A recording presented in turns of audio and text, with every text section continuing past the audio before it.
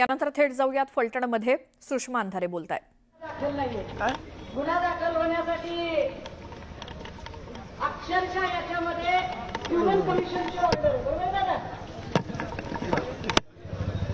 8 दिवस उपाशी राहिले ते तरी मी त्याच्याकडे कोण बघणार उपाशी राहिला तर हा मेला तर बरं आम्हाला काही घेऊन गेलंय आम्ही कशाला तुझ्याकडे बघू असं सगळा खेळ आहे या सगळ्यांमध्ये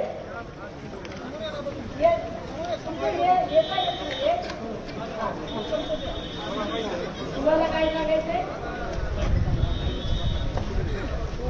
बघा 4 महिन्यापूर्वी मी हे प्रकरण दाखल केलं होतं दोन्ही पोलीस ठाणे तुषार जोशी साहेबांचं की हत्या असून हा आकस्मिक मयत नाहीये। तर त्यावेळी मला सांगण्यात आलं की हे काय पुरावे वगैरे असतील तर मी त्यांना एवढं सांगितलं की पुरावे शोधण्याचं काम तुमचं मी हिंट दिल्या 4-5 संबंधित त्यातले जे आरोपी आहेत त्यांची नावं सुद्धा दिली तरी देखील याच्यामध्ये कुणी एफआयआर दाखल करण्याचं तथ्य बाळगलेलं नाहीये।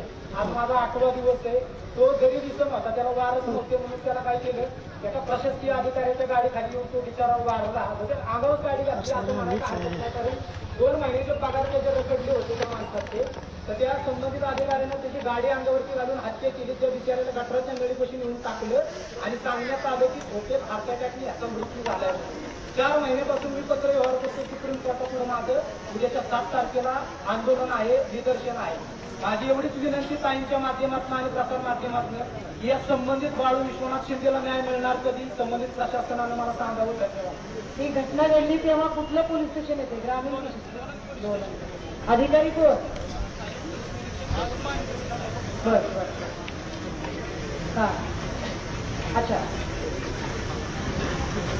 हे फार विशेष आहे की इथे पंचक्रोशीमध्ये कुठेही अशी जर सस्पेक्टेड डेड बॉडी असेल आणि त्याचं पोस्टमॉर्टम करायची वेळ आली तर ते पोस्टमॉर्टम फलटणला होत होतं आणि फलटणमध्ये पोस्टमॉर्टमला आणि सगळ्याच गोष्टींच्यासाठी आणि त्यानंतर सर्टिफिकेट तयार करणं ही जबाबदारी संपदाची होती। या संपदाच्या चारित्र्यावर शिंतोडे उडवून तिला बदनाम करून तिच्या बाजूने उभा राहणारा लढा थांबवण्याचा प्रयत्न केला गेला।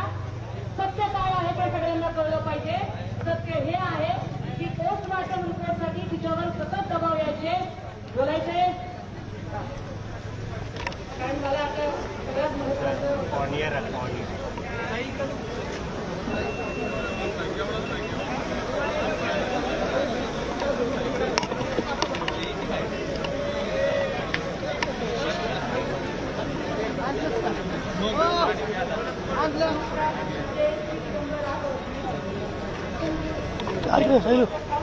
ते फलक आहे ना फलक फलक खाली घेतो फलक फलक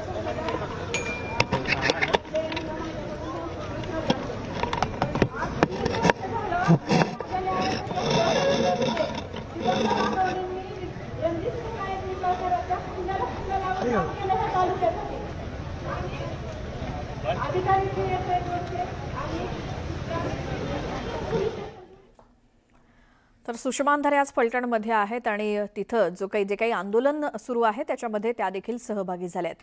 आता फलटण इथे होणाऱ्या मोर्चाला पीडित डॉक्टरचे वडील हे उपस्थित आहेत। हा जो मोर्चा निघतोय तसंच सरकारनं SIT स्थापन केली आहे की फक्त महिला अधिकाऱ्यांचीच तपासावरती देखरेख करण्यासाठी नियुक्ती केली असा देखील सवाल पीडितेच्या भावानं विचारलाय। नक्कीच याचा दबाव जो होईल आंदोलनाचा तो दिसेल आंदोलनामध्ये आणि आमच्या मुख्य मागण्या त्याच आहेत ज्याबद्दल आम्हाला शंका आहे की ही एक SIT आहे की फक्त एका महिला अधिकाऱ्यांची या तपासावर देखरेखीसाठी नियुक्ती केली आहे। त्यामुळे SITची ही मुख्य मागणी आमची राहीलच आणि यामध्ये नक्कीच आरोपींना फाशीची शिक्षा होऊन जे इतर 6 आरोपी आहेत त्यांनाही कठोर कायदेशीर कारवाई करण्यात येईल। तर बीडमध्ये जाऊन खासदार सुप्रिया सुळेंनी फलटणमधल्या मृत महिला डॉक्टरच्या कुटुंबियांची भेट घेतली। बीडमधील प्रकरण संसदेत मांडा असं त्यांनी खासदार बजरंग सोनावणेंनी सांगितलं। तसंच फलटण प्रकरणी सरकार असंवेदनशील असून पीडित कुटुंबाला न्याय मिळालाच पाहिजे अशी मागणी त्यांनी केली। राजकारण बाजूला ठेवून न्याय मिळाला पाहिजे अशी मागणी करतानाच त्यांनी SIT मध्ये माजी न्यायाधीशांचा समावेश करावा अशीही मागणी केली। ज्या पद्धतीने सरकारकडून या बाबतीत अतिशय असंवेदनशील आणि गलिच्छ स्टेटमेंट्स येत आहेत हे अतिशय दुर्दैवी आहे आणि अस्वस्थ करणार आहे कारण ती ही महाराष्ट्राची कर्तृत्ववान लेक आहे आणि ह्या लेकीला न्याय हा मिळालाच पाहिजे। माझी महाराष्ट्र सरकारला हात जोडून विनंती आहे की एक SIT जी मागणी या कुटुंबाची आणि समस्त महाराष्ट्रातल्या मायबाप जनतेची आहे की एक सरन्यायाधीश रिटायर्ड असतील त्यांना त्याची जबाबदारी द्यावी आणि पूर्णपणे पारदर्शकपणे कुठलाही राजकीय हस्तक्षेप न करता त्या कुटुंबाला न्याय देण्याची नैतिक जबाबदारी ही आपल्या सगळ्यांचीच आहे आणि त्याच्यामुळे या केसमध्ये आम्ही सगळे स्वतः फॉलोअप करणार आहोत.